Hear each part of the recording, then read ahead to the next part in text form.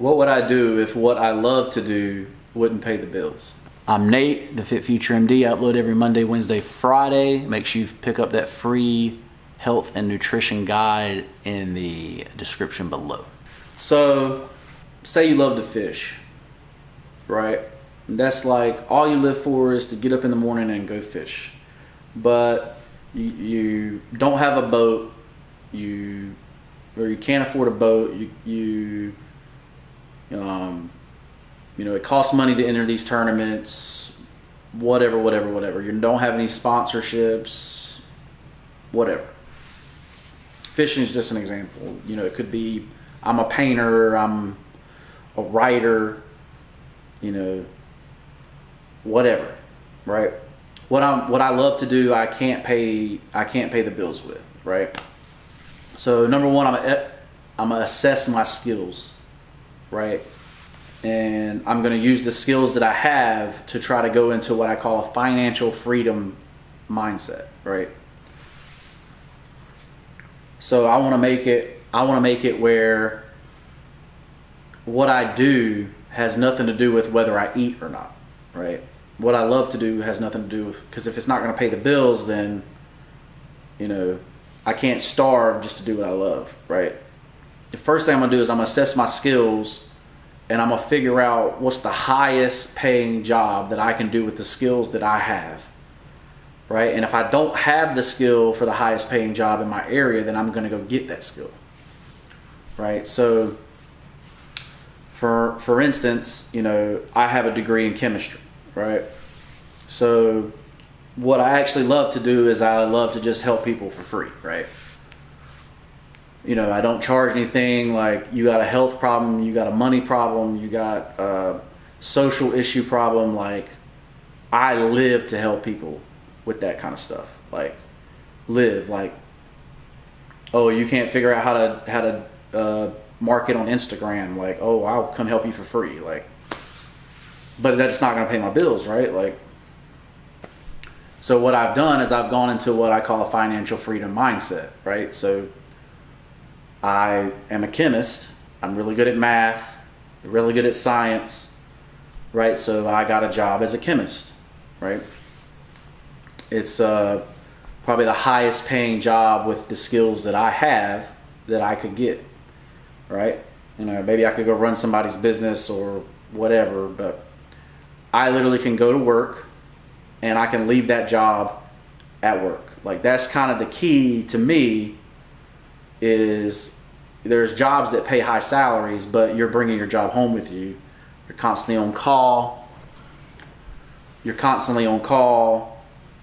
Or whatever. Like, those are not the jobs that you want, right? You want a job where you come in, you do a great job, you perform amazing, and then you get off and you can do what you love, right? Number two thing is you're going to decrease your expenses as much as possible.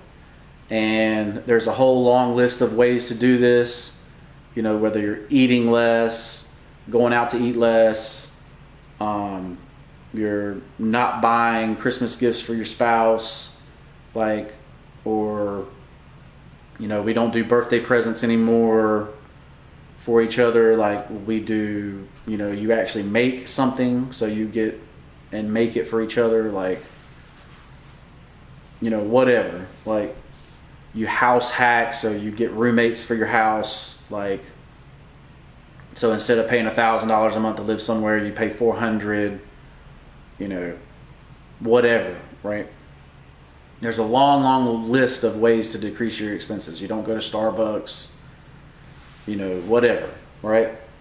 But the difference is you're not taking this money away for nothing. You're taking this money away to invest, right? So you invest 50 to 7%.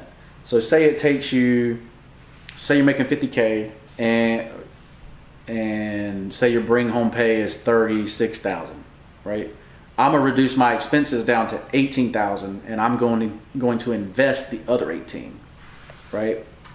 And I'm gonna do that for 10 years, right? And I kind of talked a little bit about my investing strategy in my last video, but Like I said, I'm gonna put most of it into a wealth preservation strategy, where long term I'm just getting dividend after dividend after dividend after dividend. They're paying me to keep their stock. Like, these companies are never going bankrupt. Like, they're staples in their industry. Like it doesn't matter if somebody comes up with, you know, a Band-Aid, a different Band-Aid that's cheaper. Like, people are gonna buy this.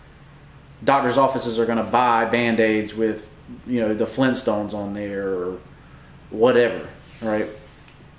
That's Johnson & Johnson, if you didn't know Band-Aids. But like, they're basically staples. Like, you know, they're going to be bought no matter what, right? So, you know, I'd say 80 to 90% of my money is going to go into stuff like that. But the other stuff, you know, I'm going to put that into stuff that I think is going to 1,000x, right? They're literally disruptors of their markets if they work out, right? So I'm looking for Netflix when it was $8. I'm looking for Amazon when it was $2. I'm looking for Tesla when it was $12. Like, I'm looking for those disruptors of industry, right? That's what I'm looking for. And I'm looking for those hungry entrepreneurs that are running these businesses. Like, after 10 years of doing that, you're going to be in a position where you don't have to go to work anymore. And then you can just choose to go to work or not go to work, and choose to do what you love or not do what you love. And you're going to live on what's called the 4% rule, right? And once you're living on the 4% rule, you know, so you have to figure out, you know, so if I'm living on 18K now and invested the other 18K, and I did that for 10 years while doing what I love on the side, you know, maybe you build up to being able to live on what you love on the side, right? Or maybe you don't. But,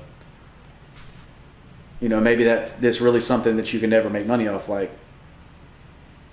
I don't remember what painter it was, you know, but there's painters and writers and stuff like that they didn't make any money, you know, other than their you know, salary for whatever their side job was their whole life.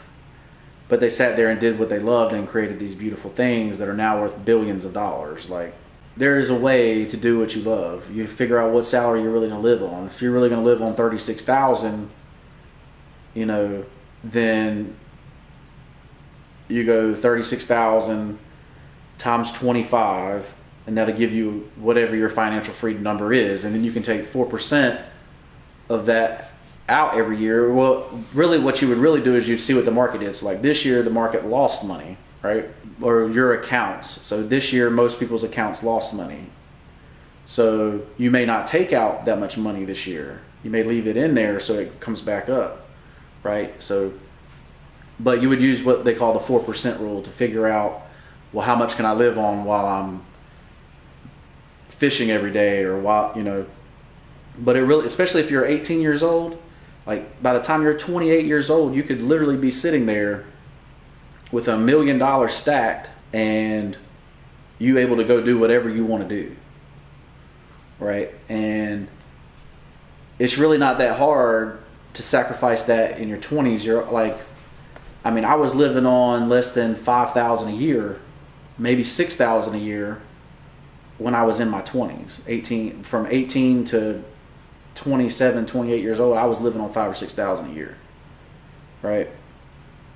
And it's really not that hard to do if you really start thinking about it. Like, and, you know, use that to advantage. If you already have 5 kids, 6 kids, like, you know, it's going to be a little bit more difficult, but it still can be done. You still can make the plan to make it happen. You know, by the time your kids are 18, you're retired and doing whatever you want to do. Like, and you know, I see people all the time now. You know, they're working into their 70s at a job they hate. Their lives they're just miserable every day. You know, constantly complaining, and, you know, I see that their lives could have been different, right? Like, I see that, you know, and they're saying like, oh, well, people aren't coming back to work. Like, you know, they can't find people to work, or people don't want to work, or, well, they found a different way. What's the different way, right? they decided I would rather go be poor and do what I love than sit here and suffer and hate my life forever. Like, so, but there's definitely a way to do it. There's a way to escape the rat race, right? And investing is the way. So whatever you want to invest in, so you may actually know somebody from high school that's just a freaking genius, and they have this idea for business. You may give them your whole investment for that year and say, hey, look, here's the whatever, give me a percentage. Like, imagine if you were one of the family members that gave Jeff Bezos $50K when he made Amazon, right, in the 90s. Like, you're literally sitting there worth hundreds of millions of dollars on a $50K investment, right? And it's just because of who the entrepreneur was, right? The only reason Amazon's there is because of who Jeff Bezos was and what he was willing to give up to make Amazon. And now he's sitting in his 60s and 70s and he's chilling. Like, it doesn't matter what Amazon stock doing or not. You know, he's going to sit there and make his money. Like, and he basically said, I made a crap ton of money for other people. Like, you know, that's what he did, right? So we want to be on that side of that. We want to be those other people that he's making money for, right? So that's capitalism. That's how to play chess instead of checkers. Like, that's how you become financially free and be able to do whatever you love. I'm Nate, the Fit Future MD. Make sure you like, comment, and subscribe. Make sure you pick up that free health and nutrition guide down below. Like, none of this is worth anything if you're not healthy. So that's free. You know, like I say, I do a lot of stuff for free, like, because, you know, that's just giving back to people is just what I do. So hope you guys enjoyed it, and we'll see you in the next one.